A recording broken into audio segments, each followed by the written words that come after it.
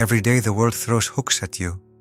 A glance, a comment, a silence that stings more than words. And before you know it, you're spiraling, triggered, angry, hurt, defensive.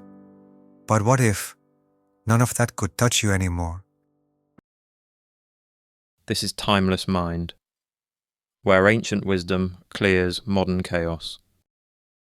I used to think I was just sensitive, that my reactions were honest, but looking back, I was on autopilot, a slave to every look, word, silence. If someone ignored me, I'd spiral. If they snapped, I snapped back. Every little thing got to me. Every tone felt personal. I didn't realize I was trained to react by school, family, culture. No one ever taught me how to think, only how to feel, like I was always under attack. Then one day, I caught myself mid-reaction, and for the first time I asked, why am I giving away my peace so easily? That moment didn't fix everything, but it was the first crack in a very old pattern. Socrates said, "The unexamined life is not worth living." At first I thought that meant reading more books, but I was wrong.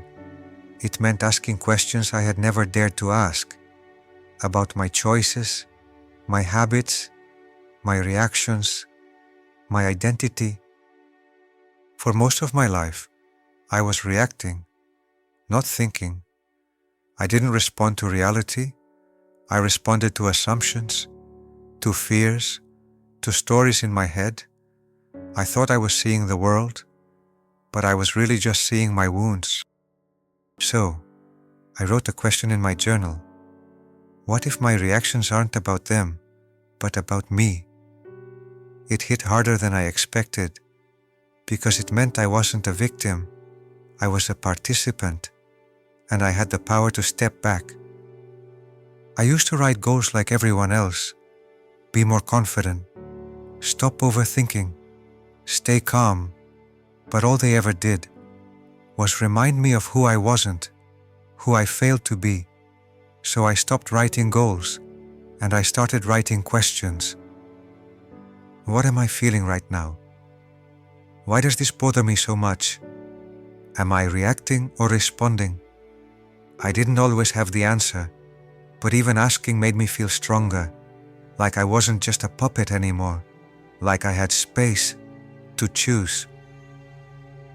At first the world didn't change. People still snapped. Delays still triggered me. But I was different. There was a moment where I felt the familiar fire inside, and instead of reacting, I just paused. That pause, that was power. I thought once I became aware, it would all get easier. It didn't. The awareness made everything louder. Every reaction I used to ignore. Now I could see it, and I hated it. I felt like a mess, just more awake about it. I still overreacted, still shut down, still cared too much about things that didn't matter. The old patterns weren't gone. They were just cornered, and cornered things fight back.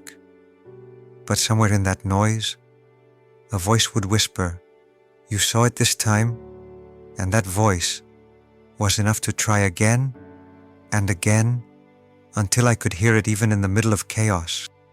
I started listening inward more, not to the noise of overthinking, but to the silence underneath, the part of me that didn't speak with fear, only with stillness.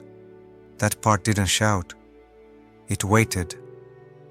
I no longer needed to prove anything, not to them, not even to myself. For the first time, there was nothing to outrun. I could just walk, slowly, honestly, without fear. The reactions, the overthinking, the guilt, they're still there, but they don't lead me anymore. I'm led by something quieter now, something clearer. I'm not perfect, but I'm not lost either.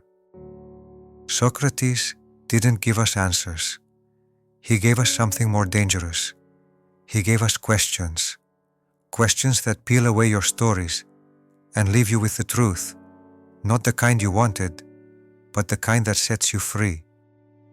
So here's the question that changed everything for me. What if it's not about them? What if the next time you're triggered, you pause, not to suppress, but to see, not them, you. You don't have to react. You can return. You can listen. You can lead with stillness.